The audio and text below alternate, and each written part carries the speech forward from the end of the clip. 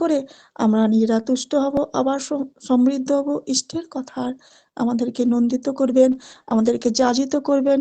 প্রতিদিনের মতন আমাদের সকলের প্রিয় অশেষ শ্রদ্ধাভাজন সভাপতি ঋত্বিক শ্রদ্ধেয় শ্রীযুক্ত দেবপ্রসাদ ব্যানার্জি দাদা, আমি শ্রদ্ধেয় দাদাকে বিনম্র আহ্বান জানাই। জয়গুরু। শ্রদ্ধেয় দাদা, জয়গুরু। জয় গুরু মা, জয় গুরু। পরম প্রেমময় পরম দয়াল শ্রী শ্রী ঠাকুরের রাঙা রাতুল চরণে এতক্ষণ যারা নামামৃত সুধা পান করলেন, তাদের মানব জীবন শ্রেষ্ঠ জীবনের একমাত্র উদ্দেশ্য ঈশ্বর প্রাপ্তি, তা যেন এই জীবনেই সফল হয়, এই কাতর প্রার্থনা। এই যাবতীয় অনুভূতির কথা আমরা শুনি, বলি, এর মূলে হচ্ছে ওই গুরু। গুরুকে ইষ্ট বলে। ইষ্ট মানে মঙ্গল, তিনি মঙ্গলময়। কথা প্রসঙ্গে একদিন ঠাকুর বলছিলেন, যাই করতে যাও মূলে থাকা চাই গুরু ভক্তি, তাতে প্রবৃত্তি কাবেজে থাকে, সেবা বৃত্তি তত্তরে হয়ে ওঠে, কাজ হয় নিখুঁত।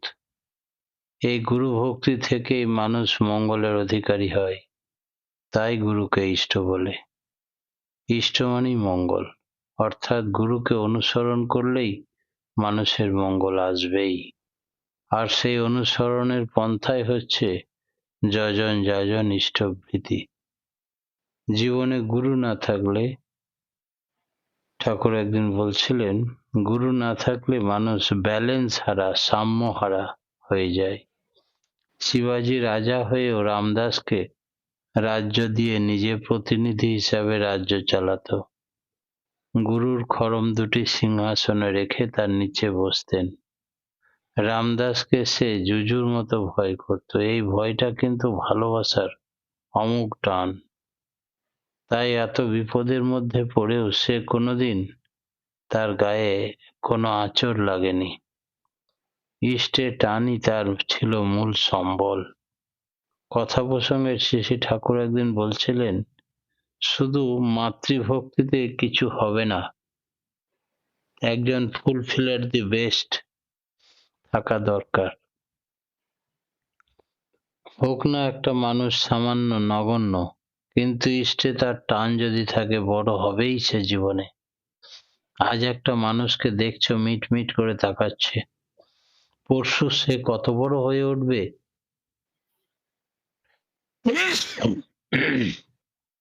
তা কি কেউ বলতে পারে? মূল সম্বলটুকু থাকলে তার উন্নতি অবশ্যম্ভাবী। ওই অনুরাগই তাকে যোগ্যতায় দিগ্বিজয়ী করে তোলে। গুরুতে অনুরাগ বড় করে তোলে মানুষকে। কথা প্রসঙ্গে ঠাকুর বলছিলেন, পৃথিবীতে এমন মানুষ দেখতে পাবেন না, ঠিক এ কথা বলতে পারি না, যা বা খুব মানুষই দেখতে পাবেন যারা প্রকৃত বড় হয়েছে অথচ কোনো সুপারিয়র বিলাভেড নেই। তাই অ্যাক্টিভ অ্যাটাচমেন্ট, সক্রিয় অনুরাগ নেই। ইতিহাস থেকে জানতে পারি, জীবনের গ্লোয়িং পয়েন্ট, দীপন কেন্দ্র আমাদের চোখে পড়ে না।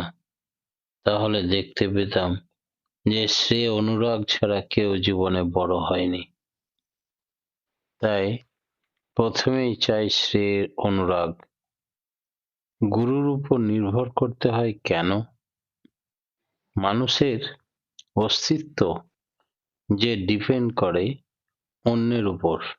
আমি কিছুদিন সোহং করতাম, ঠাকুর বলছেন, সেটা যেন মানুষের ধাতে খাপে খাপ খায় না। ওদের সবকিছু নিজের উপর প্রত্যাবর্তন করে। আমি সোহং তখনই বলতে পারি যখন আর সবাইকে সোহং এর রূপে দেখতে পারি। তা না হলে আমি সোহং ও বললেও কিছু হবে না। এমন বোধ করলে উন্নতি হবে না। আমি বুঝি তু অহং, তুমি বলে একজন যদি থাকে, তাকে ফুলফিল করার আকুতির জন্য টান জন্মায়, তার থেকে আমাদের সেন্সিটিভ নার্ভ, রিসিভিটি নার্ভ গ্রহণ ক্ষমতা গ্রো করে। এর ফলে আমরা বড় হয়ে উঠতে পারি, নচেৎ সবকিছু নিজের উপর প্রত্যাবর্তন করে। মোট কথা, মানুষের মধ্যে আছে লিবিডো বা সুরত। এই সুরত চাই যুক্ত হতে। তাই সুরত, মা, বাবা, গুরু ইত্যাদি ঠিকভাবে যুক্ত হবার ফলে যে মানুষ কর্মঠ হয়ে ওঠে তার উন্নতি হবেই। গীতায় আছে, নাস্তি বুদ্ধির্যুক্তস্য ন চা যুক্তস্য ভাবনা ন চা ভাবয়েৎ শান্তি অশান্তস্য কুতো সুখম। আরো কি আছে, যে যোগ কর্ম দেহি মে যোগ সুকৌশলম কর্ম সুকৌশলম। এই হলো কথা। আবার ঠাকুরের কথার মানে, তিনি ঠক্কর, অর্থাৎ ঠক্কর দিয়ে শেখান যিনি, তিনি ঠাকুর। আমাদের বৃত্তির সঙ্গে তার কনফ্লিক্ট বা সংঘাত হয়। এই কনফ্লিক্ট বা সংঘাতের ফলে আসে অ্যাডজাস্টমেন্ট বা নিয়ন্ত্রণ। গুরুর প্রয়োজন হলো কেন? কথা প্রসঙ্গে একজন জিজ্ঞাসা করলেন, অনেক দেশ বরেণ্য মানুষের মাতৃভক্তি বরং বোঝা যায়, কিন্তু গুরু ভক্তি তো দেখি না।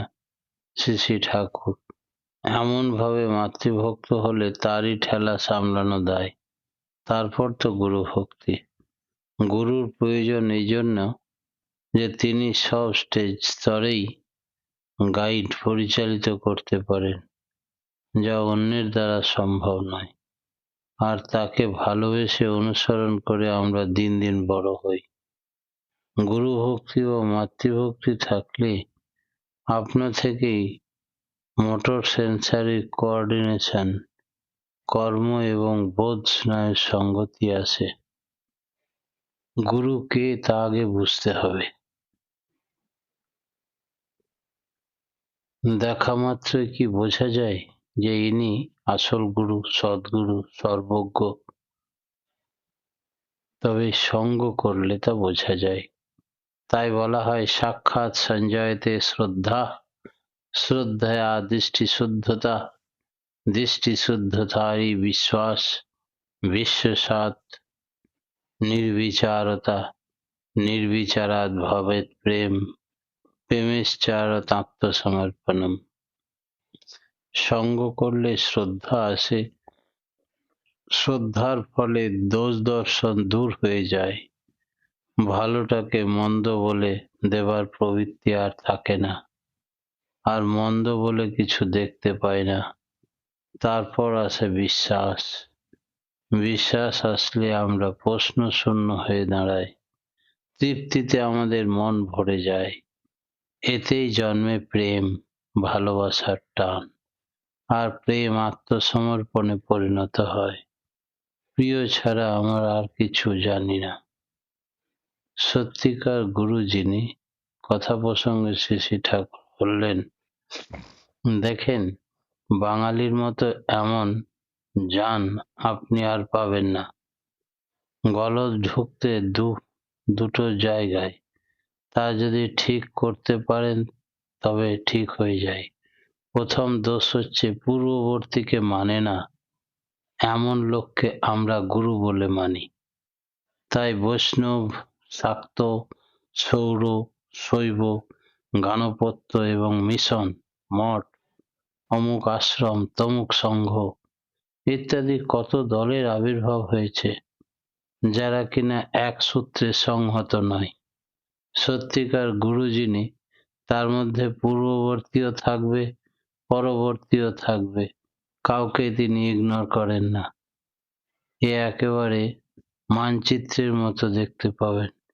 যেমন শ্রী রামকৃষ্ণ দেবকে দেখলে ধরা যাবে এখানে শ্রীকৃষ্ণ, বুদ্ধ, যিশু, মোহাম্মদ, গৌরাঙ্গ সবকে পরিষ্কার বোঝা যাবে, সবাইকে তার মধ্যে দেখা যাবে। এই না হলে কি গুরু উপযুক্ত হয়? যুগ পুরুষোত্তমকে কেন্দ্র করে সমন্বয়ী সঙ্গতি অক্ষুণ্ণ রাখতে পারলে হাজার মতের লোক থাকলেও কিন্তু কিছু এসে যাবে না। আমাদের দেশে শ্রীকৃষ্ণ তজ্জাতীয় মহাপুরুষকে না মেনে অস্বীকার করলে, অপমান করলে মানুষ গুরুর আসনে বসতে পারে না। এর চেয়ে দুরূহ অবস্থা আর কিছু হতে পারে না। তাই পরের ইষ্টে নিন্দা করে হলি ইষ্টে নিষ্ঠ, নিজেরই পা ভাঙলি নিজে বুঝলি না পাপিষ্ঠ। তাই সকল গুরু যে এক আদর্শের কথা বলতে আসেন, লোককল্যাণ করতে আসেন, একই নিয়ম নীতি তাদের মধ্যে সংহতি গড়ে ওঠে, একে অপরের বিরুদ্ধাচরণ করবে না। এই ছিল ঠাকুরের গুরু চেনার উপায়।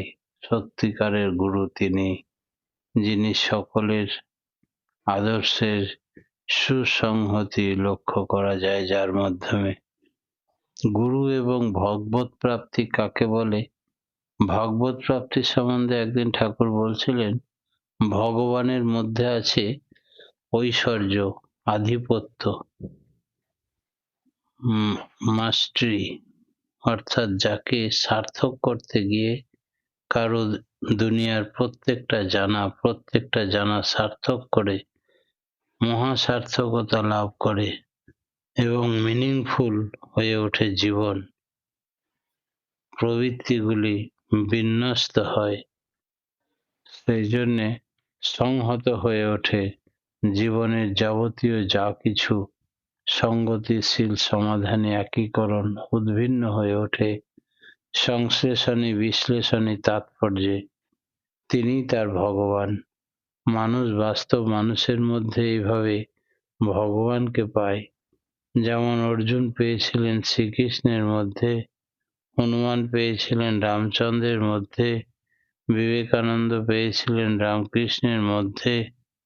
বাঞ্ছিতের আগ্রহে তাকেই উপলব্ধ করে সব সার্থকতায় সংগৃহীত হয়। প্রত্যেককে ফুলফিল বা পরিপূরণ করতে পারে এবং সঙ্গবদ্ধ হয়, মিলিত হয়। যেমন কাম, তখন ক্রোধ আসে, লোভ, মদ, মোহ, মাৎসর্য সব যেন পরিপূরণ করে, একের সঙ্গে আর একটা যুক্ত হয়। যেমন কাম, তখন ক্রোধ, লোভ। এই করতে করতে সমস্ত রিপু একটাকে প্রশ্রয় দিলে সব রিপু সেখানে প্রশ্রয় পায়। এই হলো সবকিছুকে একমাত্র ইষ্ট স্বার্থে প্রতিষ্ঠার প্রয়োজনে নিয়োজিত করো। এই করলেই সব প্রবৃত্তি আবার একমুখী হয়ে, অর্থপূর্ণ হয়ে, নিয়ন্ত্রিত হয়ে বিশৃঙ্খলা থেকে সুশৃঙ্খল বিধানে গড়ে উঠবে। তাই নিশ্চেত্তিকা প্রত্যয় ও জ্ঞানের ভূমিতে দাঁড়িয়ে মানুষ যতই ঐশ্বর্য অধিষ্ঠিত হোক, সর্বস্বার্থ সিদ্ধির কৌশল তখন সায়ত্ত করতে পারবে। তখন বাসুদেব সর্বমিতি স্বমহাত্মা দুর্লভ এই ভাব হয়ে ওঠে। তখন সে বলে, ব্রহ্ম আমার বাঞ্ছিতের অঙ্গজ্যোতি। প্রেষ্ঠকে বাদ দিয়ে তখন তার চাওয়া পাওয়া বলে কিছু থাকে না। এতে যে কি সুখ কেমন করে বোঝানো যায়। মিছেই মানুষ আত্মপ্রতিষ্ঠার বুদ্ধিতে বঞ্চিত করে আসল তত্ত্বকে। মানুষের এই বেকুবি দেখে বড় ব্যথা লাগে মনে। শ্রী শ্রী ঠাকুর বলছেন, মা বাবাকে অনুসরণ করলে কি হলো এমন অনুভূতি হয় না। মাতৃভক্ত ছেলে ইষ্টানুরক্ত হলেই তবেই যাকে অনুসরণ করব তিনি যদি বৈশিষ্ট্য পালিয়ে আপরিয়মান আচরণ প্রতিষ্ঠা আচার্য না হন, তার জীবনে জীবন্ত দৃষ্টান্ত যদি না থাকে, তবে তার কাছ থেকে প্রেরণা যদি না পাই, তাহলে কিছুই হবে না। দুটো দিকে সামঞ্জস্য চাই, অর্থাৎ একধারে বৈশিষ্ট্য পালি, পরিয়মান আচার্য, ইষ্ট এবং গুরু পুরুষোত্তম, আবার চাই তার সঙ্গে প্রতিটি প্রকৃতি পরভেদী অচ্যুত সক্রিয় অনুরাগ। এই মণিকাঞ্চন যোগ, তখনই মানুষের জীবন সার্থক হয়। এমনতর সদ্গুরুকে শুধু দেখলেই হয় না, নিষ্ক্রিয়ভাবে তার উপদেশ শুনলেও হবে না, করা চাই। এই করা ছাড়া কিছুই আমাদের করতলে আসে না, অর্থাৎ আমরা আয়ত্ত করতে পারি না। শুধু গুঁই-সাপ দেখা আর শোনা, এই গুঁই-সাপের চামড়ায় খঞ্জনি হয়, তার গুঁই-সাপের চামড়া দিয়ে খঞ্জনি করে নাচে, তাই দিয়ে মনের আনন্দে আপন হাতে তা বাজানো যায়। এই দৃষ্টান্ত ঢের পাওয়া যায়। তবুও সন্ধান পাওয়া এবং আধিপত্য থাকার পৃথক জিনিস। আধিপত্য লাভ করা এও এক ইষ্ট প্রতিষ্ঠার জন্য, নিজের হীন বুদ্ধি, কামনা বাসনার বুদ্ধি পরিপোষণের জন্য নয়। আর কিছু না হলেও ছেলেবেলা থেকে বৃত্তি স্বার্থ, বৃত্তি প্রতিষ্ঠা বড় না হয়ে যদি মা বাবার স্বার্থ প্রতিষ্ঠা বড় হয় যে ছেলের কাছে, সেই ছেলে ঘরে ঘরে দুর্গা পূজা লেগে যায়। মা বাবার উপরে ইষ্টপ্রাণতা এমনটাই দরকার। এই ইষ্টপ্রাণতাই বস্তু, আর তার মূল্য দিয়ে বোঝানো যায় না। ইষ্টহীন মনুষ্যত্বের অবস্থা। শ্রী শ্রী ঠাকুর একদিন বলছিলেন অপূর্ব ভঙ্গিতে, যার যাকে লাগে ভালো তারে ভজুক তারা গো, আমার কিন্তু লাগে ভালো শচীর দুলাল গোড়া গো। পরে শ্রী শ্রী ঠাকুর ইষ্ট না থাকলে মানুষের কি অবস্থা হয় সেই সম্বন্ধে আবেগ ভরে বলতে লাগলেন। আইডিয়াল বা ইষ্ট না থাকলে ইগো বা অহং প্রবৃত্তি তাকে অনুশাসিত করে। ইগো এবং প্রবৃত্তি ঝোঁকা হলে মানুষ খামখেয়ালি হয়। সে যে কখন কোন দিকে যাবে আর কি করবে না করবে টের পায় না। কোনো অবস্থার মধ্য দিয়ে তাকে ফেলবে তার ঠিক থাকে না। কিন্তু মানুষ যত আইডিয়াল বা ইষ্টে যুক্ত হবে ততই প্রজ্ঞাবান হবে, মধুর হবে, গম্ভীর হবে এবং শক্তিমান হবে। তার প্রবৃত্তিগুলি ওই ইষ্টের সেবা করে। ইষ্ট হলেন চিরমঙ্গলের, তাই প্রবৃত্তিগুলি তখন নিজের ও পরের মঙ্গল অবস্থান করে।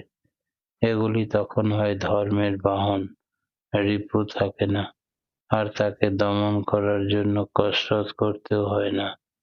ফল কথা, প্রবৃত্তিগুলি খারাপ কিছু নয়, ওগুলি লিবিডো, সুরতেরই ম্যানিফেস্টেশন, অভিব্যক্তি। এগুলি খারাপ হয় তখন যখন ইষ্টের সেবায় লাগে না, তখন ওরা আর আমার থাকে না, তখন ওদের আমি হয়ে যাই, তখন ওরা শয়তানের কাজ করে, তখন আমি আমার প্রবৃত্তির চালক। তবে শুধু নামকে বাঁচতে ইষ্ট স্বার্থ প্রতিষ্ঠা করলে চলবে না। মানুষ ইষ্ট স্বার্থ প্রতিষ্ঠা নিয়ে ঘোরে, আর পিছনে অনেক সময় হয়তো উদ্দেশ্য থাকে কোনো মানুষের বাহবা নেওয়া, দৃষ্টি আকর্ষণ করার, নাম কেনা, তাতে বেশি ফল হয় না। ওই বুদ্ধি থাকা চাই যে আমার সব কিছু দিয়ে তাকে উপচয় করে তুলব, তার জন্য আমি তাকে চাই। একটু যার মন আছে, ইচ্ছা আছে, সেই পারে এই ইষ্ট সেবক হতে। গুরু মানেই সদ্গুরু, আচার্য, গুরু পুরুষোত্তম। গুরু মানেই সদ্গুরু বা আচার্য, গুরু পুরুষোত্তমই সচ্চিদানন্দের ভগবানের মূর্ত প্রতীক। তিনি রূপান্তরিত ঈশ্বর প্রেরণায়, তিনি আত্মিক শক্তির উজ্জ্বল প্রকাশ এবং অস্থি বৃদ্ধির পরম অমৃত পথ। দুনিয়ায় যত দ্বন্দ্বের মাঝে সার্থকতায় সারকেন্দ্র তিনি। তাকে ভালোবেসে তার ইচ্ছা পরিপূরণ করে তদ্রূপ আত্মনিয়ন্ত্রণে তারই সঙ্গ সাহচর্য সেবার ভিতর দিয়ে মানুষ ঐশী স্পর্শ লাভে ধন্য হয়। আর গুরু পুরুষোত্তমের সরাসরি যারা না পায় তারা তদনুবর্তী আচার্য পরম্পরার ভেতর দিয়ে তার ভাবটায় কিছু না কিছু পায়। ওই ভাব যখন মলিন ও ম্লান হয়ে যায়, উবে যাওয়ার মতো হয়, বিকৃতিতে আচ্ছন্ন হয়ে ওঠে, মানুষ ঐশী স্পর্শে সঞ্জীবিত করে তোলবার জন্য